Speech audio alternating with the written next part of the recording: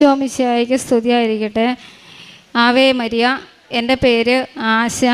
ഞാൻ കൊല്ലം ജില്ലയിൽ ഐവർകാല എന്ന് പറയുന്ന സ്ഥലത്ത് നിന്നും വരുന്നു. ഞാൻ ഇവിടെ ഉടമ്പടി എടുത്തത് 18/5/2023 അന്ന് ഞാൻ വരുന്നത് എനിക്ക് ആസ്മ എന്ന് പറയുന്ന ഒരു അസുഖമായിരുന്നു. അന്നത്തെ ഞാൻ ഉടമ്പടി എടുക്കാനായിട്ട് ഇവിടെ വന്ന ആ ഒരു അവസ്ഥയാണ് അന്നത്തെ ഒരു എന്നെ അന്ന് കണ്ട ജനങ്ങൾക്കൊക്കെ ഇവിടെ ഉണ്ടെങ്കിൽ ആർക്കെങ്കിലും അറിയാം. അന്നത്തെ ഒരു അവസ്ഥയായി ഫോട്ടോയിൽ കാണുന്ന ഈ ഫോണിൽ കാണുന്ന ഫോട്ടോയായിരുന്നു അന്ന് ഞാൻ ഇവിടെ വന്ന് ഉടമ്പടി എടുക്കുന്ന സമയത്ത്. ഇവിടെ വന്ന് ഉടമ്പടി എടുത്തതിന് ശേഷം എനിക്ക് എൻ്റെ രോഗത്തിൽ ഒരുപാട് മാറ്റങ്ങൾ പരിശുദ്ധ അമ്മ ഈശോയിൽ നിന്നും എനിക്ക് വാങ്ങിത്തരുവാനിടയായി. ആദ്യം തന്നെ എനിക്ക് ആസ്മ എന്ന് പറയുന്ന അസുഖം വലിയ രീതിയിലൊന്നും ഇല്ലെങ്കിലും ശരി തന്നെ എനിക്ക് ഇൻഹേലർ ഉപയോഗിക്കാതെ എൻ്റെ ജീവിതം ഇല്ലായിരുന്നു. ഒരു ദിവസം തന്നെ എനിക്ക് 2-3 ഇൻഹേലർ വേണം. തിരുവനന്തപുരം മെഡിക്കൽ കോളേജിൽ നിന്ന് എന്നെ തള്ളി എന്നെ പിന്നെ കരുനാഗപ്പള്ളി താലൂക്ക് ഹോസ്പിറ്റൽ TV ആശുപത്രിയിൽ നിന്നൊക്കെ ഞാനിനി ഇല്ലെന്ന് പറഞ്ഞതാണ്. ഒരു സംഖ്യ 8 നമ്മൾ എങ്ങനെ എഴുതും? ആ 8 പോലെ ആയിരുന്നു എൻ്റെ ജീവിതം. അതേപോലെ ആയിരുന്നു എൻ്റെ ശരീരം. ആ 8-ൽ നിന്ന് ഞാൻ യൂട്യൂബിലൂടെ അമ്മ മാതാവിനെക്കുറിച്ച് അറിയാനിടയായി. അതിലുപരി ഞാനൊരു അക്രൈസ്തവയാണ്, ക്രിസ്ത്യനല്ല, ഞാനൊരു അക്രൈസ്തവയാണ്. യൂട്യൂബ് വഴി കൃപാസനത്തിലെ അമ്മ മാതാവിനെക്കുറിച്ച് ഞാൻ അറിയാനിടയായി. അങ്ങനെ അറിയാനിടയായപ്പോൾ ആദ്യം എനിക്കൊരു ഇതിനോടൊരു വലിയ ഇത് വന്നില്ല. പക്ഷെ പിന്നീട് ഓരോ സാക്ഷ്യങ്ങളൊക്കെ കേട്ടപ്പോൾ എനിക്കും തോന്നി എന്തുകൊണ്ട് അമ്മയോട് എൻ്റെ കാര്യങ്ങൾ പറഞ്ഞുകൂടാ, അമ്മ അത് കേൾക്കുമല്ലോ എന്നൊക്കെ തോന്നി. ഞാൻ അമ്മയോട് എൻ്റെ ഓരോരോ കാര്യങ്ങൾ പറയുവാൻ തുടങ്ങി. ആദ്യം ഭയങ്കര ഒരു എന്തോ പറയണ്ടേ, എനിക്കതിനൊരു ഇത് വന്നില്ല. പിന്നീട് കുറേയേറെ ദിവസങ്ങൾ കഴിഞ്ഞപ്പോൾ എനിക്ക് ഒത്തിരി മാറ്റങ്ങൾ എനിക്ക് എൻ്റെ ശരീരത്തിൽ വന്നു. പിന്നെ അങ്ങനെ ഞാനിവിടെ കൃപാസന സന്നിധിയിൽ വന്ന് പരിശുദ്ധ അമ്മയുടെ ഈശോയുടെ മുമ്പ് അന്ന് ഞാൻ വന്ന സമയത്തെ ഫോട്ടോയാണ് ഇന്ന് പിന്നെ കാണിച്ചത്. അങ്ങനെ ഞാൻ വന്ന് ഉടമ്പടി എടുത്ത് അന്ന് ഞാൻ വന്നപ്പോൾ ഈ ഭാഗത്താണ് ഞാൻ അവിടെ നിന്ന് ഒരുപാട് കരഞ്ഞ്. എനിക്ക് 2 മക്കളുണ്ട്. പിന്നെ എൻ്റെ മൂത്ത മകൻ +1 പഠിക്കുന്നു, ഇളയ മകള് 1ാം സ്റ്റാൻഡേർഡിൽ പഠിക്കുന്നു. ഞാൻ പറഞ്ഞ അമ്മ എനിക്ക് എൻ്റെ കുഞ്ഞുങ്ങൾക്ക് അമ്മയായിട്ട് ജീവിച്ചിരിക്കണമെന്നാണ് എൻ്റെ ആഗ്രഹം. എന്നെ ആശുപത്രിയിൽ നിന്നെല്ലാം തള്ളിയതാണ്. പിന്നെ എനിക്കിനി എൻ്റെ ശരീരത്തിൽ വേദന തിന്നാൻ വയ്യ. അന്ന് ഞാൻ ഉടമ്പടി എടുക്കാൻ വന്ന സമയത്ത് ഇവിടെ ഇരിക്കുന്ന ജനങ്ങളെല്ലാം എൻ്റെ രൂപം കണ്ട് എൻ്റെ അന്നത്തെ ഒരു അവസ്ഥ അതായിരുന്നു. പക്ഷേ ഞാനിവിടുത്തെ ഈ ഉടമ്പടി ഓരോ സ്ഥലത്തും പോയി അതെല്ലാം പൂർത്തിയാക്കി വീട്ടിൽ പോയി നേർച്ച വസ്തുക്കളൊക്കെ ഉപയോഗിച്ചു ഞാൻ പ്രാർത്ഥിച്ച്. എനിക്ക് വേദന തിന്നാൻ വയ്യ, ഒന്നി എന്നെ അങ്ങ് വിളിക്കണം, ഇല്ലെങ്കിൽ എൻ്റെ കുഞ്ഞുങ്ങൾക്ക് അമ്മയായിട്ട് എനിക്ക് ജീവിക്കണം അമ്മയെന്നും പറഞ്ഞ് ഓരോ കാര്യങ്ങൾ അമ്മയോട് ഞാൻ ആവശ്യപ്പെട്ട് ഞാൻ നേർച്ച വസ്തുക്കളിൽ ഉടമ്പടി എണ്ണ എൻ്റെ ശരീരത്ത് തേച്ച് എൻ്റെ ശരീരം മുഴുവനും ഞാൻ എണ്ണ തേച്ച് അമ്മയോട് വിശ്വാസ പ്രമാണം ചൊല്ലി അമ്മയോട് ഞാൻ പ്രാർത്ഥിച്ചു. പുറത്തു നിന്നൊരാൾ എന്നെ കാണാൻ വരുന്ന സമയത്ത് ഞാൻ കിടക്കുന്ന റൂമിൽ എൻ്റെ അടുത്ത് വന്ന് എന്നെ കാണത്തില്ല, ദൂരെ നിന്ന് അവർ കാണുന്നത്. കാരണം എൻ്റെ അസുഖം അവർക്ക് വരുമോ. എൻ്റെ കുഞ്ഞുങ്ങൾ, എൻ്റെ മോൻ എന്നോട് പറയും, അമ്മയെ കാണാൻ ഞങ്ങൾക്ക് വയ്യ, അമ്മയെ കാണുമ്പോൾ പേടിയാവുന്നു. അന്ന് മുടിയൊന്നുമില്ല, മുട്ടയടിച്ച് വേറൊരു അവസ്ഥയായിരുന്നു. പക്ഷേ ഉടമ്പടി ജീവിതത്തിൽ നേർച്ച വസ്തുക്കളുടെ ഉപയോഗത്തിൽ എനിക്കൊരുപാട് മാറ്റങ്ങൾ വന്ന് അമ്മയെ കൂടുതൽ അറിയുവാനും അമ്മ ഉറക്കത്തിൽ സ്വപ്നം കാണുവാനിടയായി. പിന്നെ അന്നെനിക്ക് സ്വപ്നം കണ്ടതിൻ്റെ അർത്ഥങ്ങളൊന്നും എനിക്കറിയത്തില്ലായിരുന്നു. ഞാൻ അമ്മയോട് എൻ്റെ കാര്യങ്ങൾ, എനിക്ക് അച്ഛനില്ല, അമ്മയില്ല, ഒരു സഹോദരൻ, എനിക്ക് 2 മക്കൾ, എൻ്റെ ഹസ്ബൻഡ്, എൻ്റെ ജീവിതത്തിലെ എല്ലാ കാര്യങ്ങളും ഒന്നും മറച്ചു വയ്ക്കാതെ എൻ്റെ അമ്മയോട് ഞാൻ പറഞ്ഞു, ഈശോ എനിക്ക് അവിടെ നിന്ന് ആദ്യം എൻ്റെ ശരീരത്തിൽ ഈ തൊലി അല്ലായിരുന്നു. എൻ്റെ അസുഖം കൂടിയ സമയത്ത് വേറൊരു കളറ്, ഒരു കുഞ്ഞുങ്ങൾ എന്നെ നോക്കത്തില്ല. എനിക്ക് തന്നെ പേടിയാണ് എൻ്റെ ശരീരത്തോട്ട് ഇങ്ങനെ നോക്കാനായിട്ട്. പക്ഷേ എനിക്കതെല്ലാം മാറി. എൻ്റെ അമ്മ മാതാവ് അതൊക്കെ മാറ്റിത്തന്ന് എനിക്ക് ചെക്കപ്പിന് പോകേണ്ട ദിവസങ്ങളായപ്പോൾ എന്നെ ആശുപത്രി കൊണ്ടുപോയി. ഡോക്ടറിന് തന്നെ വലിയൊരു അത്ഭുതമായിരുന്നു എന്നെ ആദ്യം കണ്ടപ്പോൾ. മരിക്കുമെന്ന് പറഞ്ഞാൽ ഞാൻ 3 ദിവസമേ ഉള്ളൂ, ഇനി ഇല്ല എന്ന് പറഞ്ഞാൽ ഞാൻ ആ ആശുപത്രി ചെക്കപ്പിനായിട്ടൊക്കെ ചെന്ന സമയത്ത് എന്തോ എനിക്ക് വാക്കുകൾ കിട്ടുന്നില്ല. പിന്നെ അതിലുപരി അത് രോഗം ഇത്രയൊക്കെ മാറ്റിത്തന്ന. ഇപ്പം ഞാൻ ആ ഒരു അവസ്ഥയിൽ എൻ്റെ ആശുപത്രി കൂടെ നിൽക്കുന്നതൊക്കെ എൻ്റെ മോനായിരുന്നു. 9ാം ക്ലാസ്സിൽ പഠിക്കുന്ന സമയം തൊട്ട് എൻ്റെ മോന് എൻ്റെ കൂടെ ആശുപത്രിയിൽ എനിക്ക് അമ്മയില്ലാത്തതിൻ്റെ കാരണം എൻ്റെ ഭർത്താവും എൻ്റെ മോനും എൻ്റെ കൂടെ എപ്പോഴും ആശുപത്രിയിൽ ഒന്നീ വീട്ടിലായിട്ടൊരു ബന്ധമില്ല, ആശുപത്രി പോവുക വരിക, അങ്ങനെ ഒരു ജീവിതമായിരുന്നു. സ്കൂളിൽ പോയി പഠിച്ച കുഞ്ഞല്ലായിരുന്നു. പക്ഷേ 10ാം ക്ലാസ്സിൽ പരീക്ഷ കഴിഞ്ഞ SLC പരീക്ഷ എൻ്റെ മോൻ എഴുതുന്ന സമയത്ത് ഞാൻ അമ്മ മാതാവിനോട് പറഞ്ഞു, ഞാൻ കിടക്കുന്ന കട്ടിലേ കിടന്നുകൊണ്ടോ അല്ലാതൊക്കെ അമ്മയോട് ഞാൻ പറഞ്ഞു, അമ്മ എല്ലാ പിള്ളേരും ട്യൂഷന് പോയി പഠിക്കുന്നുണ്ട്, സ്കൂളിൽ പോയി പഠിക്കുന്നുണ്ട്, എൻ്റെ കുഞ്ഞ് ട്യൂഷനും പോകുന്നില്ല. സ്കൂളിൽ ഒരു മാസം 30 ദിവസം ഉണ്ടെങ്കിൽ അവൻ 1-2 ദിവസമാണ് സ്കൂളിൽ പോകുന്നത്, സ്കൂളിൽ പോയി അവൻ പഠിക്കുന്നില്ല. അമ്മ മാതാവേ, എല്ലാ കുഞ്ഞുങ്ങളും പരീക്ഷ എഴുതി SLC പരീക്ഷയ്ക്ക് നല്ല രീതിയിൽ മാർക്ക് വാങ്ങിച്ച് പാസ്സാവുമ്പോൾ എൻ്റെ മകന് A+ അമ്മ കൊടുക്കണേ അമ്മ മാതാവേ എന്ന് ഞാൻ അമ്മയോട് നിരന്തരം എന്നും ഈ മോനെ കാണുമ്പോൾ എനിക്ക് എപ്പോഴും അതേ ഉള്ളായിരുന്നു പറയാൻ. പക്ഷേ SLC റിസൾട്ട് വന്നപ്പോൾ A+ ഞാൻ ചെയ്തെടുത്ത് എൻ്റെ അമ്മ മാതാവ് ഈശോയുടെ കയ്യിൽ നിന്ന് എൻ്റെ മകന് 7 A+, 3 B.Ed കൂടി എൻ്റെ മോൻ അവിടെ പാസ്സായി. 3ാമത്തെ കാര്യം, എൻ്റെ ഭർത്താവ് എൻ്റെ കല്യാണം കഴിഞ്ഞിട്ട് 16 വർഷമായി. എൻ്റെ ഭർത്താവ് മദ്യപിക്കുന്ന ഒരാളായിരുന്നു. പക്ഷേ എൻ്റെ സങ്കടങ്ങൾ പറയാനോ ഒന്നും എനിക്ക് ആരുമില്ല. എപ്പോഴും ഞാൻ അങ്ങോട്ട് കുറ്റപ്പെടുത്തുമായിരുന്നു. അന്ന് ഞാനായിരുന്നു, എനിക്ക് തോന്നുന്നു ഇപ്പോൾ അത് തെറ്റായിരുന്നു, ഞാൻ അങ്ങോട്ട് കുറ്റപ്പെടുത്തുന്നത്, അങ്ങനെ ഇങ്ങനെ എന്നൊക്കെ പറഞ്ഞ്. പക്ഷേ എനിക്ക് പിന്നീട് എൻ്റെ രോഗത്തിലൂടെ എനിക്ക് ജീവിതത്തിലൂടെ എനിക്ക് മനസ്സിലായി ഞാനവിടെ വട്ടപൂജ്യമായിരുന്നു. കാരണം ആ ഒരു അവസ്ഥയിലൊക്കെ എൻ്റെ ഭർത്താവാണ് എനിക്ക് അച്ഛനും അമ്മയും ഇല്ലാത്തടത്ത് എൻ്റെ അച്ഛനായിട്ട്, എൻ്റെ അമ്മയായിട്ട്, എൻ്റെ കുഞ്ഞുങ്ങൾക്ക് അച്ഛനും അമ്മയുമായിട്ടും എൻ്റെ ഭർത്താവാണ് അവിടെ ഞങ്ങളുടെ കുടുംബം കഴിഞ്ഞ് മുമ്പോട്ട് പോയത്.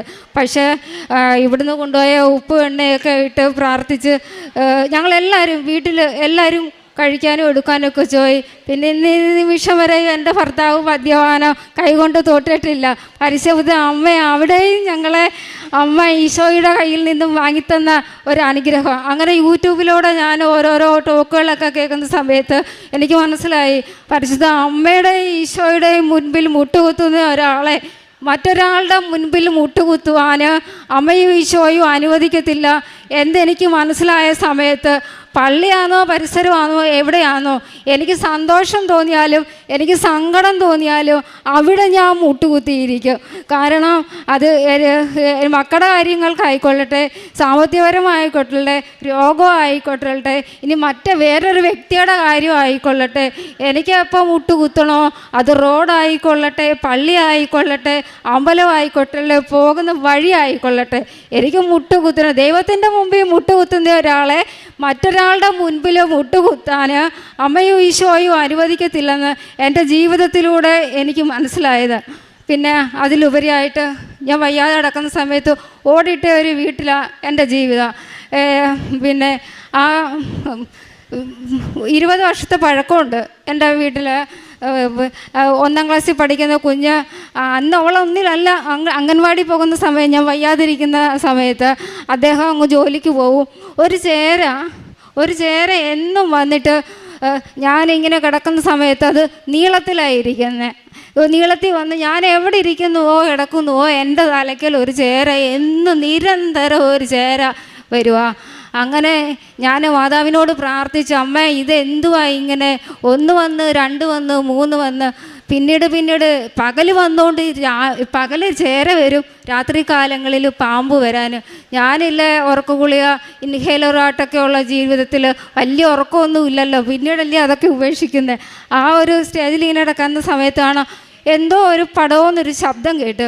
ഈ ശബ്ദം കേട്ടപ്പോൾ ഞാൻ അദ്ദേഹത്തിനെ വിളിച്ച് അദ്ദേഹം ലൈറ്റ് ഇട്ട് നോക്കിയപ്പം കാണാം എൻ്റെ കുഞ്ഞുങ്ങൾ എൻ്റെ ഭർത്താവും കിടക്കുന്ന പായ്ക്കകത്തോട്ട് പാമ്പ് ഇഴഞ്ഞു പോകുന്നേ.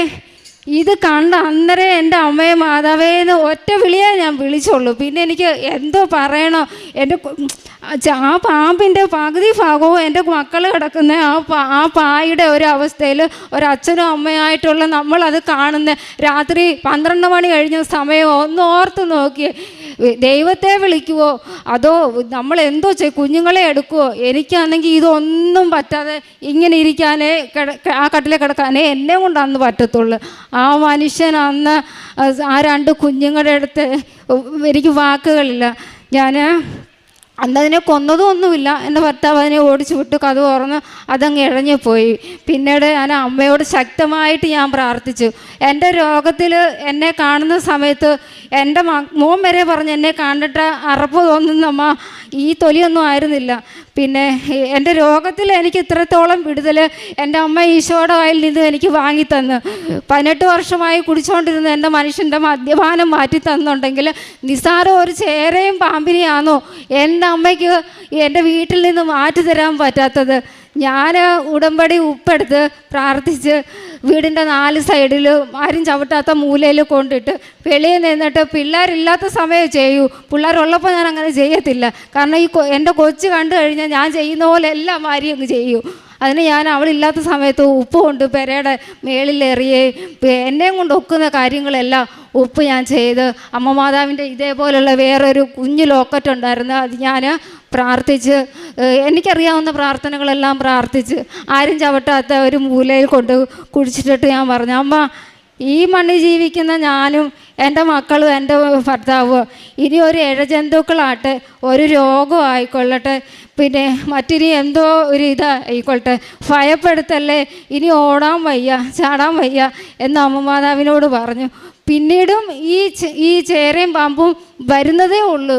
എത്രത്തോളം പ്രാർത്ഥിച്ചു ഉപ്പ് ഇട്ടിട്ടോ ഒന്നും ചേര മാറുന്നില്ല, പാമ്പ് മാറുന്നില്ല. ഇത് നാടറിഞ്ഞു, വീടറിഞ്ഞു, അയലോക്കം അറിഞ്ഞു. ഒരാളറിഞ്ഞാൽ പോരായോ, എല്ലാവരും അറിഞ്ഞു. കളിയാക്കലോട് കളിയാക്കലുകളായി. അതിനുശേഷം ഒരു ദിവസം രാത്രി കിടന്ന് ഉറങ്ങിയ സമയത്ത് ഞാനൊരു സ്വപ്നം കാണാനിടയായി. എൻ്റെ അമ്മ മാതാവിനെ കാണാനിടയായി, എൻ്റെ ഈശോയെ കാണാനിടയായി. ഞാനൊരു വിശ്വാസ പ്രമാണം അന്നേരം ഒരു സംഖ്യ എൻ്റെ മനസ്സിൽ എനിക്ക് കണ്ട്, അത് ആരുമില്ലാത്ത സമയത്ത് പകൽ സമയത്ത് ഞാൻ ആ സംഖ്യ എൻ്റെ മനസ്സിൽ കിട്ടിയ ആ സംഖ്യ വെച്ച് ഞാൻ പ്രാർത്ഥിച്ചിട്ട് ഉപ്പ് കൊണ്ട് ഇടണമെന്ന് എൻ്റെ മനസ്സ് എന്നോട് പറഞ്ഞു. അതുപോലെ ഞാൻ ചെയ്തു. പിന്നെ തൊട്ട് ഇന്ന് ഈ നിമിഷം വരെ ഒരു ചേരയായിട്ട് പാമ്പായിട്ട് പല്ലിയായിക്കൊള്ളട്ടെ എൻ്റെ വീട്ടിൽ ഈ നിമിഷം വരെയും വന്നിട്ടില്ല. ആ ഒരു ജീവിത സാഹചര്യത്തിൽ കണ്ണടച്ച് ഉറങ്ങാൻ വയ്യാത്ത ഒരവസ്ഥ.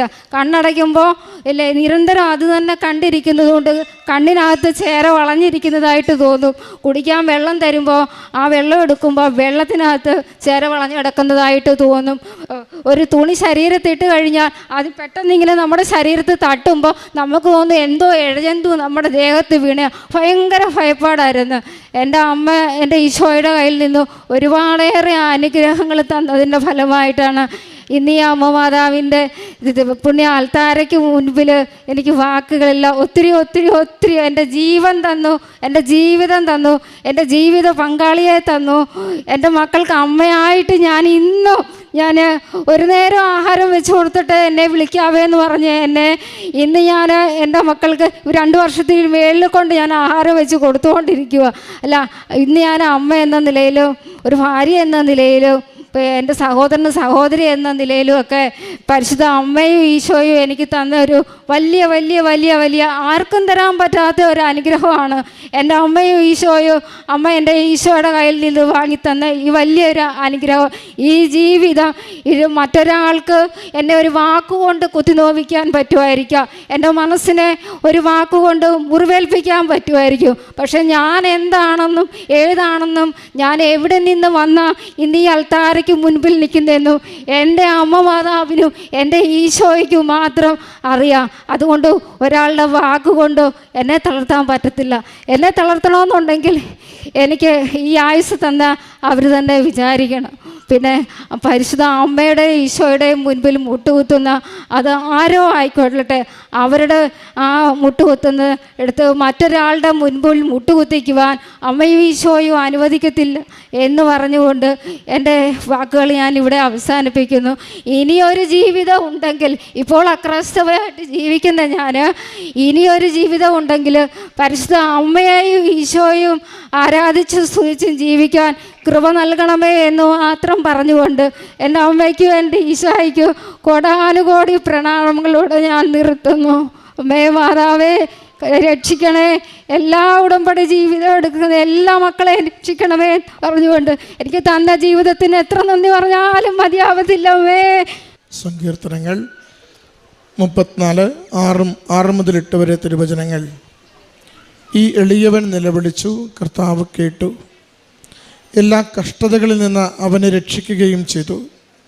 കർത്താവിൻ്റെ ദൂതൻ ദൈവഭക്തരുടെ ചുറ്റും പാളയമടിച്ച് അവരെ രക്ഷിക്കുന്നു. കർത്താവ് എത്ര നല്ലവനെന്ന് രുചിച്ചറിയവൻ, അവിടുത്തെ ആശ്രയിക്കുന്നവൻ ഭാഗ്യവാൻ.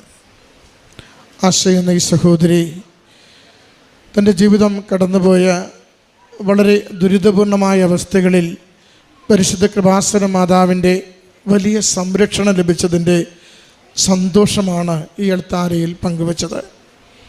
മകളുടെ ശരീരമൊക്കെ ആകെ വികൃതമായി, ആരോഗ്യമൊക്കെ മുഴുവൻ ക്ഷയിച്ച്, ചെന്ന് കണ്ട ആശുപത്രികളൊക്കെ അധികം ആയുസ്സില്ലെന്ന് പറഞ്ഞ് മരണത്തിലേക്ക് തള്ളിവിട്ടുകൊണ്ട് കുടുംബത്തിലേക്ക് പറഞ്ഞയച്ച ജീവിതമാണിത്. മകളുടെ ആ ശരീരം അന്ന് ഉണ്ടായിരുന്ന അവസ്ഥ അവൾ മൊബൈൽ ഫോണിൽ കാണിക്കുമ്പോൾ നമുക്കറിയാം എത്ര ദയനീയമായൊരു കിടപ്പിലാണ് മകളന്നുണ്ടായിരുന്നതെന്ന്.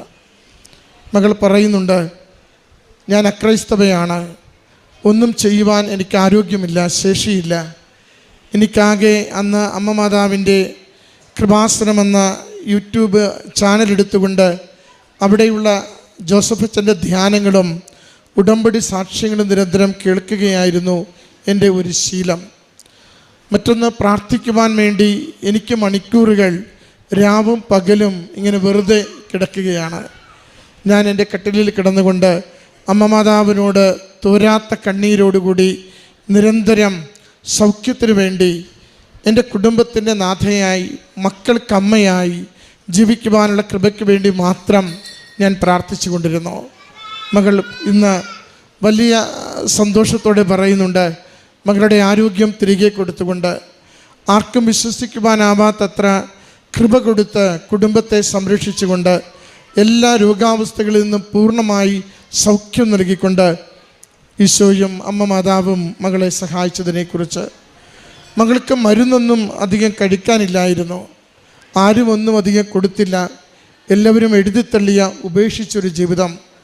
അമ്മ മാതാവിൻ്റെ ഉടമ്പടി തൈലം മാത്രമാണ് അവൾക്കുണ്ടായിരുന്നത്. ഉടമ്പടി തൈലം ശരീരം മുഴുവനും നിരന്തരം പുരട്ടിക്കൊണ്ട് കുരിശടയാളം വരച്ച് വിശ്വാസ പ്രമാണം ചൊല്ലി, ഇത് തന്നെ എനിക്ക് ഔഷധവും അഭിഷേകവുമെന്ന് ഓരോ നിമിഷവും പറഞ്ഞ് പ്രാർത്ഥിച്ചാണ് മകളത് ഉപയോഗിച്ചു കൊണ്ടിരുന്നത്. എല്ലാവരും അന്ന് വീടിന് ഒത്തിരി അകലെ നിന്ന് മകളെ ഒരു നോക്ക് കണ്ടുപോയിക്കൊണ്ടിരുന്നവർ, അവളുടെ തൊലിപ്പുറം കാണുവാൻ മടിച്ചിരുന്നവർ, മക്കൾ പോലും അകലം പാലിച്ച് ഇടയ്ക്കൊക്കെ അവൾ നോക്കിയിരുന്നത് ഒക്കെ മാറി അവൾ പറയുന്നുണ്ട്, എനിക്ക് തന്നെ കൊതി തോന്നുന്ന സ്കിന്നാണ്, തൊലിയാണ് എനിക്കിപ്പോഴുള്ളതെന്ന്. അത്രയ്ക്ക് ആ മുഴുവൻ രോഗത്തിൻ്റെ കാഠിന്യത്തെയും മാറ്റിക്കൊടുത്ത് പൂർണ്ണാരോഗ്യവും സൗഖ്യവും മകൾക്ക് നൽകിയതിനെക്കുറിച്ചാണ് മകൾ സാക്ഷ്യപ്പെടുത്തുന്നത്.